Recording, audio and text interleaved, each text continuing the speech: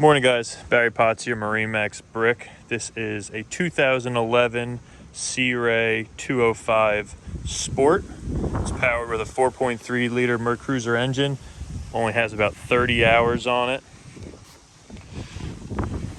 Right here we got a really cool back-to-back seat here, which lays out flat for a lounger. Nice multi-position captain's chair. Clean dash with gauges, depth finder, compass. Over here in your glove boxes you got your head unit. Good spot to store your cell phones, keys, registration. Up in the bow seating, cushions are in great shape, speakers are in great shape.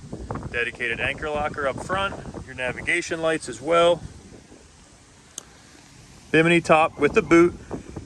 Some index storage for your skis, toys, everything like that. Two little jump seats in the back for when you're riding. Nice sun pad to relax on. And a few fishing rod holders in the back just in case you want to drop a line while you're out there. Just a really cool boat, very clean. Come check it out here, MarineMax Brick, 2011 Sea Ray 205 Sport. Have a good one.